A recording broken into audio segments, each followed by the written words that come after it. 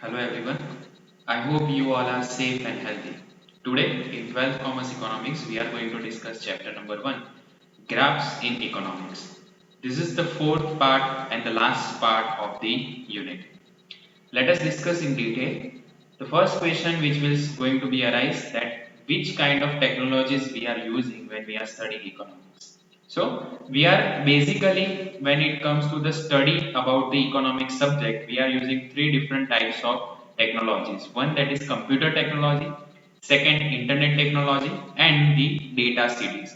We are going to discuss these three in detail, starting with the first one that is computer technology. So how we are using computer in study of economics? We are using it with the help of presentations. We are using it with the help of Excel, worksheets, diagrams and charts, storage tools and some other tools. So starting with the first one that is presentation. Now what is called as presentation? People are preparing their PPTs. For example, I have prepared a presentation and I am showing with the way of video. So this is also called as a presentation. So we are using or we are learning with the help of PPTs when it comes to this kind of situations. Let's take an example. Example is union budget.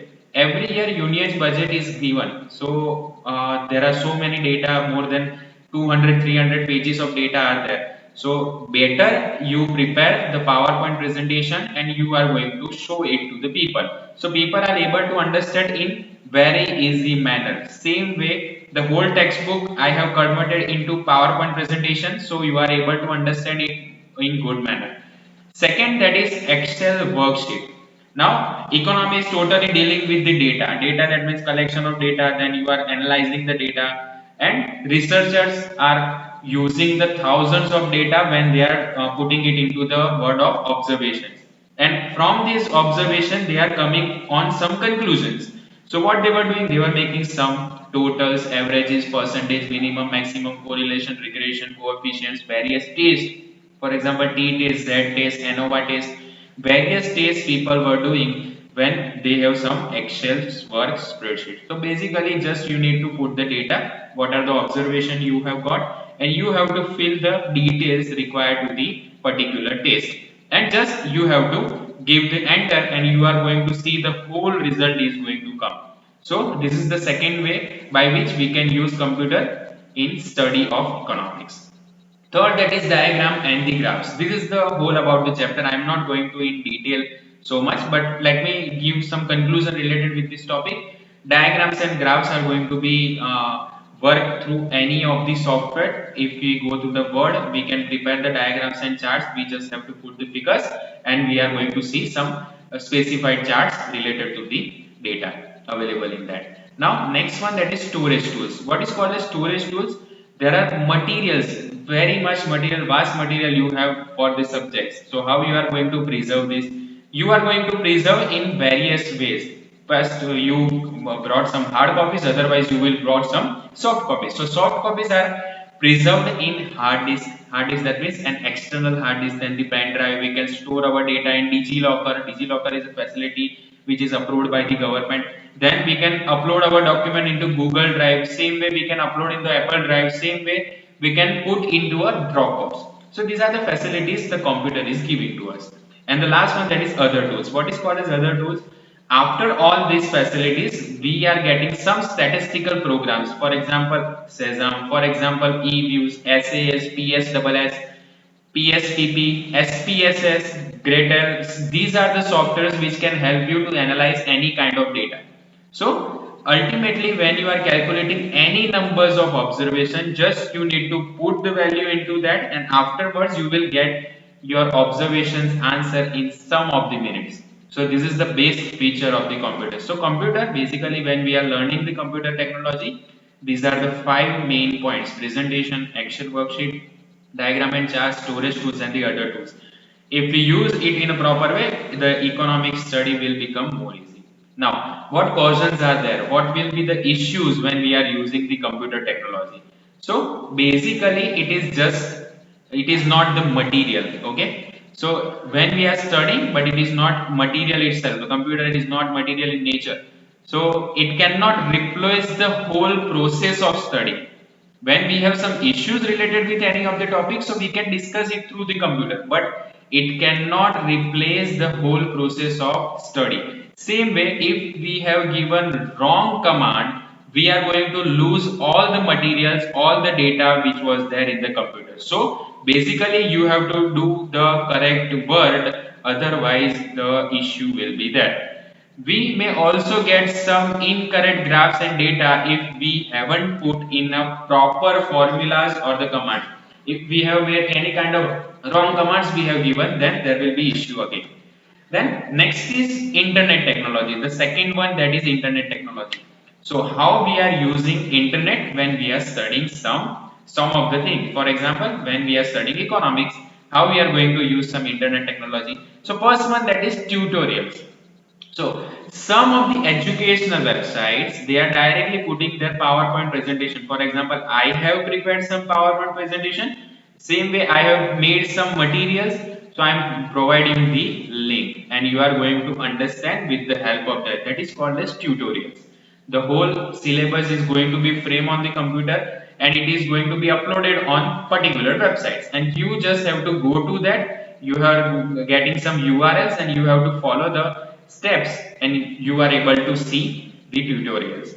So this is the first way to learn from the internet. Second, that is active learning. Now what is called as active learning? Some videos of lecturers by the experts are put on open access sites. For example, on a YouTube. Just the way just I have put it on a YouTube. So what we need to do, we can register on these sites and we can listen to the lectures. For example, if you want to learn accountancy in better way from a chartered accountant, so you can put it on a website of ICAI and just you need to log in over there. They will provide you some expert lectures, and on that basis they will charge some money from you.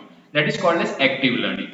Next one, that is reading material. Now what is called as reading material? If you know that in this pandemic duration there are numerous books which are available on the internet. They are free of cost, you don't have to pay any amount to that. Okay, this is given by the ministry itself. Okay, so what we can do, we can read some good research articles, the people who have done research on some subjects, so we can read that. Same way we are getting some copies of journals, we can analyze that. Some articles, books, journals we can access by paying some annual fees. We have to pay some amount to them, and after that we can get some e-books, and e-books, that means electronic books, and e-journals. So we are able to read with the help of internet.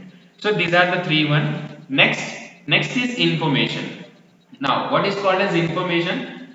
There are lots of universities, they are offering numbers of degrees in economics. So if we want to get any kind of information related with that subject, we just have to put it on the internet. We have to Google it and you are going to get the answer. So this is the base facility which is given on an internet technology. Next, the miscellaneous one. For example, you want to read some of the economics books. So let's start up. We want to read the book of Abhijit Bhattacharya. So what we can do, we can quote his name as the economist and just put in on search engine on the internet, and we are going to relate the data and we are going to get the books from the directly to the internet. So these are the benefits of the reference books. Next one, that is data. Now data, collection of information. Okay, all the data are normally in the raw forms. What we need to do, these are secondary in nature, we have to collect them as per our requirement, we have to use that. So we are going to get the data from various websites. For example, economics uses a lot of secondary data. From where we are going to get it? From the government, banking sector, agricultural products, some import and exports, poverty, employment, unemployment, industrial production, and many more. We are going to get it from the various websites. For example, when it comes to the banking, we are getting it from the Reserve Bank of India. Export import data we are going to get from the Ministry of Commerce and Industries of Government of India. Budget related information we are going to get from the Ministry of Finance. Okay. Then government of India, we are going to get various data. Same way, some of the organizations which are working for this. For example, CSO, Central Statistical Organization, WHO, World Health Organization, UNO, United Nations Organization, CMIE, then ILO, International Labour Organization, IMF, International Monetary Fund, World Bank, IBRD, International Bank for Reconstruction and Development. So we are going to get the data from these are different sources. Okay, so we can collect the data and we can use as per our requirement. But the data authenticity will be only there if you use these sites. You don't have to take it from any other sites. If you want the data related with the banking sector, you just have to take it from the RBI's website. So that comes with the authenticity of the data. So these are some benefits of internet technology in when we are studying economics. So what are they? One, that is tutorial, second active learning, third reading material, fourth information, fifth is miscellaneous, and last one, sixth, that is data. Now next, that is what are the cautions should be there? What will be the issue when we are using internet technology? So when we are using internet, when it comes to the education, what will be the issue? Same way when it comes to the computer, same way when it comes to the internet, both are tools. They cannot replace the books as well as the teacher. Even they cannot replace our thinking level, our reasoning, how we are going to study. For example, if I am delivering my lecture and some of the students are not able to understand, so what will be the issue? We have to revise it again and again. We have to see the video for 2 or 3 times, or otherwise some of the students are quick learners, so they can understand the same thing in 1 or 2 videos, okay, 1 or 2 views. So that will be different for any people. So internet is again becomes barrier when it comes to the replacement related with the related with about the books or teachers. Same way, the substandard material. The standard material are not that. If you see the websites, different website, we are not going to get the relevant material. Irrelevant information, if information is not proper, then there will be the issue. If some misleading information is there, then there will be the issue. Same way, the plagiarized article. Plagiarized, that means we have copied something from someone's website, that is called as plagiarism. That is called as plagiarism. So if we have used the plagiarized articles, then it is also an issue. So for what we can do, we can, a reader has some wisdom to identify the authentic material on the internet. We have to understand that this is the authentic material, these are the authentic website, and we have to collect the data from these websites only. Okay, so that is about the internet technology. Now, last one, that is data series. Now, CD, the full form of CD is compact disk. Some of the authorities, for example, research centers, laboratories, government agencies, they are putting or they are collecting so many data from various people. So what they were doing, they were collecting it for the publication, collecting the information. They are pertaining some information from various websites and collecting that in their storage.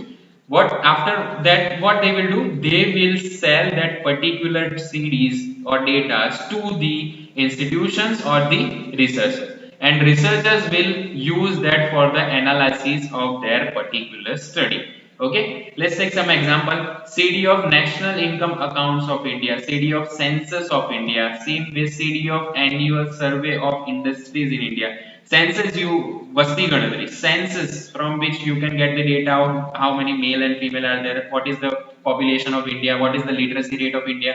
These are the information we are going to get from the census of India. Same way from the NSSO, National Sample Survey Organization. Same way from CMIV, Center for Monitoring Indian Economy. This is the way by which we can collect the CDs from that, and after that we can use it for analysis or for the study of economics. Now, last but not the least, difficulty when we are using our data CDs.